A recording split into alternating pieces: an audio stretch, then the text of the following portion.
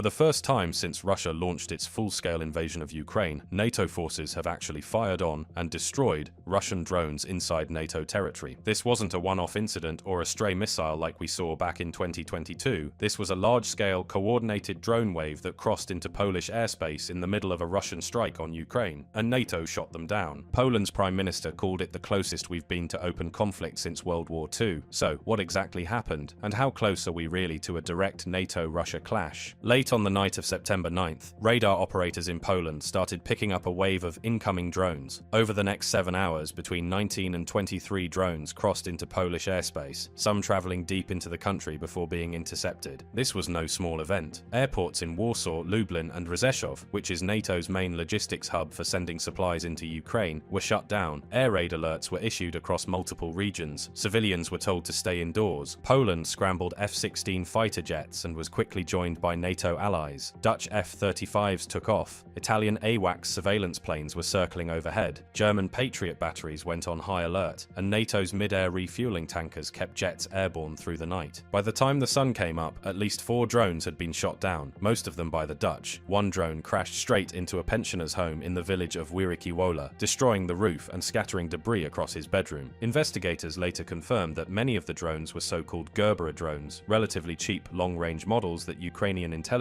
says are assembled from Chinese kits at Russia's Yelabuga facility. Some were reportedly unarmed decoy drones, but Polish officials said several were on flight paths headed towards Rzeszów airport. For context, Rzeszów is not just another regional airport, it's the main hub for NATO weapons shipments, humanitarian supplies, and VIP traffic into Ukraine. If you're a Western official visiting Kiev by land, chances are you flew into Rzeszów first. That's why the idea that these drones might have been headed there set alarm bells ringing. Poland immediately invoked Article 4 of NATO's treaty. That's the clause that allows a member to demand urgent consultations with its allies when it believes its security is under threat. The alliance responded fast. Within 48 hours, NATO Secretary-General Mark Rutte announced a new mission, Operation Eastern Sentry. This mission is designed to strengthen NATO's eastern flank and prevent any repeat incidents. It includes additional air policing missions, more surveillance flights, and a bigger multinational presence in Polish skies. The UK confirmed it would send Typhoon jets, supported by Voyager refueling aircraft, to fly air defense patrols. France is deploying 3 Rafales, Germany 4 Eurofighters, and Denmark 2 F-16s and a frigate. NATO described the mission as flexible and agile, promising to deliver deterrence and defense exactly when and where needed. And this isn't just about Poland. A few days after the incident, Romania reported that one of its F-16s had tracked a Russian drone that breached its airspace during another strike on Ukraine before turning back. Put simply, NATO's eastern flank is getting busier and riskier. Why is this such a big deal? First, the scale of this incursion is what makes it different from past incidents. We've seen the occasional stray missile or drone enter NATO airspace over the last 2.5 years, but this was a wave of nearly 24 drones over a period of hours. This looked coordinated, not accidental. Whether Moscow's goal was to intimidate Poland, test NATO's radar coverage, or simply distract Ukrainian defenses, the message was the same. Russia is willing to probe NATO's red lines. That's a dangerous game. Poland's foreign minister has already said that if this happens again, especially if Rzeszów is hit, it could trigger Article 5. And Article 5 is NATO's collective defense clause. An attack on one is an attack on all. It's only been used once before, after the September 11th attacks. If Article 5 is invoked here, it would almost certainly mean direct military confrontation between NATO and Russia. Second, this came just days before Zapad 2025, Russia and Belarus's massive joint military drills near NATO's eastern frontier. These drills aren't small. They involve tens of thousands of troops, heavy armor, simulated nuclear strikes, and even Russia's new Oreshnik intermediate-range missile, which state media boasts could reach NATO headquarters in Brussels in under 20 minutes. Timing matters. This drone wave wasn't just random. It happened as NATO allies were debating how to support Ukraine going into the winter. It happened as calls for sending more air defenses to Kiev were growing louder. And it happened right before a Russian exercise designed to signal strength and intimidate NATO. Third, this incident is forcing NATO to think hard about its air defense strategy. Scrambling multi-million-dollar fighter jets to down drones that might cost $30,000 is not sustainable. Expect to see more investment in cheaper counter-drone systems, directed energy systems, and electronic warfare that can disable drones without firing missiles worth 10 times the target. Fourth, this could lead to more aggressive NATO postures near Ukraine. Some Polish officials have suggested that NATO should consider intercepting drones over Ukrainian territory before they even cross the border, essentially creating a limited no-fly zone in western Ukraine. That idea was rejected early in the war because of fears it would escalate into a direct NATO-Russia conflict. But after this incident, it's back on the table. Politically, the incursion has united NATO, at least for now. Leaders from France, Germany, Canada, the UK, and the US all condemned the incident and pledged solidarity. The UN Security Council held an emergency session, and 43 countries signed a joint statement accusing Moscow of violating international law. But unity only goes so far. Every time a drone crosses NATO borders, the risk of escalation increases. What happens if next time one of these drones hits civilians? What happens if a NATO jet goes down during an intercept? These are exactly the kind of events that could turn a cold conflict into a hot one overnight. For now, NATO is signaling resolve, boosting defenses, and trying to send a clear message: don't test us again. But if Russia keeps pushing, and the signs suggest it will, the question is no longer if NATO will have to respond more forcefully, but when and how far it is willing to go.